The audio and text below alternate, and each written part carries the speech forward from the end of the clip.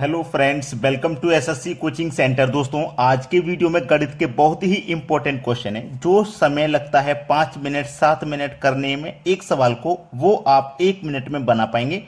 Video को पूरा देखिए।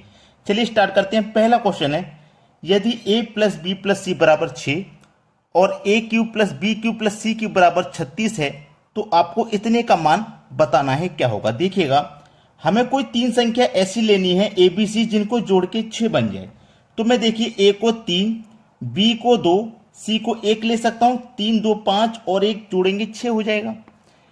मैंने देखिए ए का मान कितना लिया है 3, ए का मान 3 है। 3 का मैं क्यूब करूंगा तो कितना हो जाएगा 27। बी का मान मेरा 2 है, 2 का क्यूब करूंगा तो 8 हो जाएगा। सी का मान 1 है, ए का क्यूब करूंगा तो 1 ही हो जाएगा। अब इनको जोड़ूंगा, 27 को और 8 को जोड़ूंगा 35, 35 और 1 36। देखो 36 के बराबर हो गया।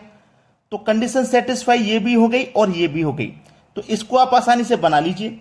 ए प्लस बी, ए का मान 3 है, बी का मान 2 है, दोनों को जोड़ेंगे तो 5 हो जाएगा।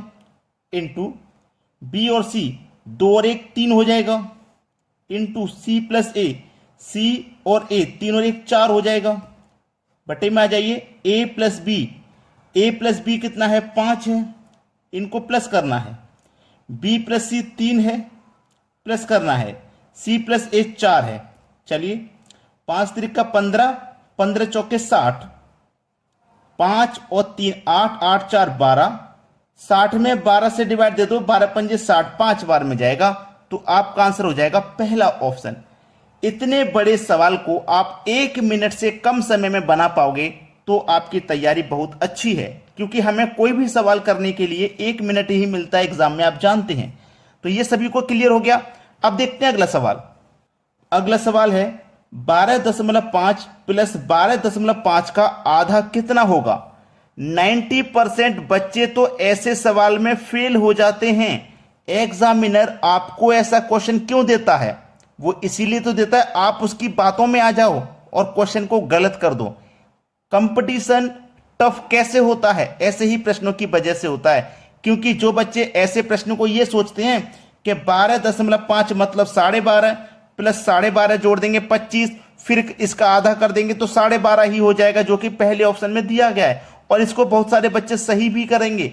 लेकिन मैं आपको बोर्ड मास का रूल बता देता हूं, जिन बच्चों को नहीं पता। ठीक है, बोर्ड मास पता होगा तब भी बच्चे गलती कर देते हैं। बोर्ड मास का मतलब बी फॉर ब्रैकेट, ओ मतलब ऑफ, इसको हिंदी में कहते हैं का, और इसका साइन होता है गुने का। D for division, M for multiplication, A for addition, S for subtraction. सबसे पहले बोर्ड मास के अकॉर्डिंग ब्रैकेट, फिर ऑफ, फिर डिवाइड, इस तरीके से सॉल्व होता है। चलिए अब यहां पे क्या है हमारे पास 12.5 प्लस 12.5 का आधा। अब का मतलब क्या हो गया? ऑफ हो गया का। ठीक है, इसका आधा का आधा, आधा क्या होता है? आधा क्या होता है? 1/2 मतलब 0.5। यही तो होता है। आधे को आप क्या लिख सकते हो? 1/2, 1/2 लिख दो या फिर 0.5 लिख दो। चलिए 12.5 प्लस 12.5, ऑफ का मतलब क्या होता है? गुना, गुने का साइन ले लेंगे 0.5। तो पहले आपको ऑफ सॉल्व करना है, मतलब इतना सॉल्व करना है पहले आपको बोर्ड मास के अकॉर्डिंग। ठीक है, चलिए इसको कर दीजिए। 5 पचे 25 का 5, कैरी का 2, 12 पंजे 60, 60 में कैरी का 2 जोड़ देंगे 62। अब देखिए एक संख्या बाद दशमलव यहां पे है, एक संख्या बाद यहां पे, टोटल 2 संख्या के बाद लगा दोगे। ठीक है, प्लस ये क्या है? 12.5 है। चलिए जोड़ दीजिए। अब इसको हम इसको जोड़ेंगे 12.5 और 6.25, इसको हमें जोड़ना है। तो ये 5 आ जाएगा, 5 और 2 7 आ जाएगा, दशमलव के नीचे दशमलव, 12 और 6 18। ये है आपके सवाल का सही जवाब, जो बी ऑप्शन में दिया गया है। अगर आप एग्जामिनर की बातों में आ जाओगे, ए ऑप्शन को सही कर दोगे, तो वो आपको यही तो चाहता है कि आप इसको सही कर दें। जबकि बोर्ड मार्क्स के अकॉर्डिंग आप पहचानिए क्वेश्चन को क्या करा है। 12 प्लस 12.5 प्लस 12.5 का मतलब ऑफ, आधा, आधा मतलब 1/2, 1/2 को आप क्या लिख सकते हैं? 0.5। अब इसको सरल कीजिए। समझ में आ गया ना सभी को? अब देखते हैं अगला सवाल। अगला सवाल है 1470 के कुल गुणनखंडों की संख्या ज्ञात करें। ऐसा सवाल कभी भी आपको दे दे, बहुत बड़ा सवाल है, अगर आप इसको करने जाओगे तो मैं आपको एक शॉर्ट तरीका बताता हूं, बिल्कुल शॉर्ट। ये क्या है आपका 147। 147 क्या होता है, 7 गुने 21। 21 का मल्टीप्लाई 7 से करोगे तो 147 हो जाएगा। अब जीरो भी तो है, जीरो कैसे बनेगा भैया? देखो जीरो कैसे बनेगा, 2 का मल्टीप्लाई 5 से करते हो तो जीरो बनता है, ये बात आपको अच्छे से पता है। और ये जो 21 है, ये 21 नहीं है, ये 7 गुने 3 है कि नहीं? 7 गुने 3 21 है। ये क्लियर हुआ आपका? तो चलिए अब आपके पास अच्छे से समझ में आ गया। देखिए, 2 गुणनखंड क्या क्या बनने, 2 गुने 3 ये वाला, गुने 5 ये वाला, गुने 7 गुने 7 तो मतलब 7 का स्क्वायर। सही है ना? मैंने गुणनखंड बिल्कुल सही बना लिए। अब देखिएगा, यहां 2 की पावर कुछ नहीं है तो 1, यहां 3 की पावर कुछ नहीं है 1, तो यहां 5 की पावर कुछ नहीं है 1, यहां तो 7 की पावर 2 दिया गया है। अब आपको किसी से मतलब नहीं है, जो पावर दी गई है ना, इनमें एक बढ़ा के लिख दो। ये एक पावर ना, इसमें एक बढ़ा दूंगा 2 हो जाएगा। यहां पे एक है, इसमें भी एक बढ़ा दो 2, यहां पे एक है, इसमें भी एक बढ़ा दो 2, यहां पे 2 है, इसमें भी एक बढ़ा दो तो 3 हो जाएगा। बस आपस में मल्टीप्लाई कर दो। 2 दूने का 4, 4 दूने का 8, 8 तिरिक का 24। इतने बड़े सवाल को आप चुटकियों में सॉल्व कर सकते हो। तरीका हम आपको बता रहे हैं, कोशिश आपको करनी है। समझ में नहीं आ रहा कमेंट कर दीजिए, हम आपको कमेंट का रिप्लाई देंगे नेक्स्ट वीडियो में। ठीक है, चलिए अब देखते हैं अगला सवाल। अगला प्रश्न है, यदि अंकित मूल्य का 35% लागत मूल्य के 45% के बराबर है, यदि कोई छूट नहीं दी गई तो लाभ प्रतिशत ज्ञात करें। देखिएगा, अंकित मूल्य मतलब मार्क प्राइस। ठीक है, मार्क प्राइस कितना, 35%। लागत मूल्य मतलब कॉस्ट प्राइस कितना, 45% के क्या है, बराबर है, तो बराबर का साइन लगा लो। अब देखिएगा, प्रतिशत से प्रतिशत कट जाएगा, 5 45, 5 सत्ते 35। ठीक है, मार्क प्राइस इंटू 7 आ गया, बराबर कॉस्ट प्राइस इंटू 9 आ गया। अब देखिए, मार्क प्राइस, जब मैं कॉस्ट प्राइस को बराबर के इधर लाऊंगा तो एमपी के बटे में सीपी आ जाएगा, बराबर। जब कॉस्ट प्राइस इधर चला गया तो इधर 9 बचा। अब 7 को इधर लाऊंगा तो 9 के बटे में 7। अब देखिए, कॉस्ट प्राइस 7 रुपया है, मार्क प्राइस 9 रुपया, यानी कि 7 रुपए की चीज को आप 9 रुपए में बेच रहे हो तो आपको फायदा हो रहा है 2 रुपए का। फायदा निकालो चाहे नुकसान, हमेशा कॉस्ट प्राइस पर निकलता है। कॉस्ट प्राइस 7 है और प्रतिशत के लिए आप क्या करेंगे, 100 से मल्टीप्लाई। 2 का मल्टीप्लाई 100 से कर दो तो 200 हो जाएगा, बटे में 7 कटा दो, 7 दूने का 14, 6 बचेगा 7, 7 अट्ठे 56, 4 बचेगा नहीं जाएगा, 10.40 हो जाएगा, 7 पंजे 35। अब देखो 28.5 किस ऑप्शन में आ रहा है, बी ऑप्शन में आ रहा है केवल। ये बिल्कुल सही जवाब है। समझ में हो गया सभी को? चलिए अब देखते हैं अगला सवाल। अगला प्रश्न है, यदि 4x² प्लस वाई स्क्वायर बराबर 40 और xy बराबर 6 तो 2x प्लस वाई का मान क्या होगा। यह प्रश्न वो है जो अभी तक 20, 25, 30 सालों से रिपीट हो रहा है। संख्याएं चेंज कर देते हैं लेकिन क्वेश्चन वही रहता है। अगर आपको इन प्रश्नों में अभी भी समस्या है तो मैं कह रहा हूं कि 1 मिनट से कम समय में आपको बनाना सिखा दूंगा इन प्रश्नों को। कैसे, देखिए, आपसे कहा गया है कि x गुने वाई 6 है। जब बीच में कोई साइन नहीं होता तो वहां गुना का साइन होता है, आप जानते हैं। अब देखिए, 3 गुने 2 कर दूंगा तो मैं 6 हो जाएगा, यानी कि x की वैल्यू मैंने 3 लिया, y की वैल्यू 2 लिया।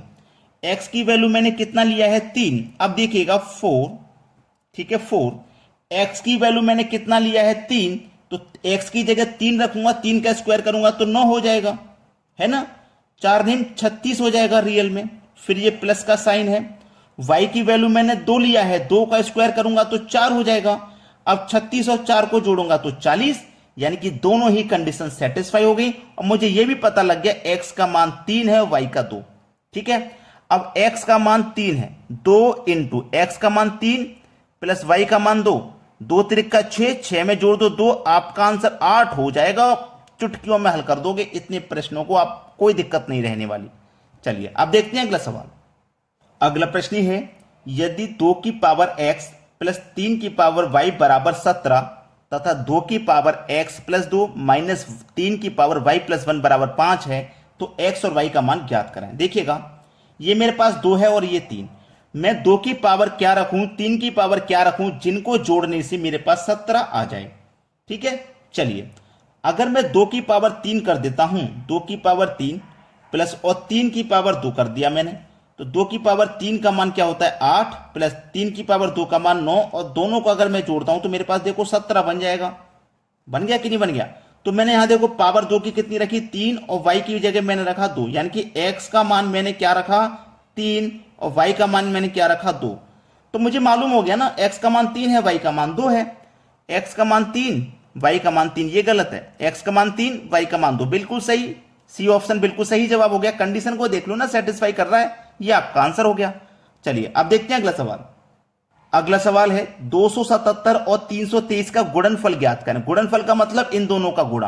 अब देखो इतनी बड़ी बड़ी संख्याओं का आप गुणा करोगे तो आपको बहुत समय लगेगा। आपको शॉर्ट ट्रिक चाहिए, वो मैं आपको बताता हूं।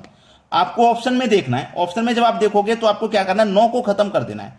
देखो 9 खत्म हो गया, 8 और 1 ये भी 9 बनेगा तो ये भी खत्म हो गया।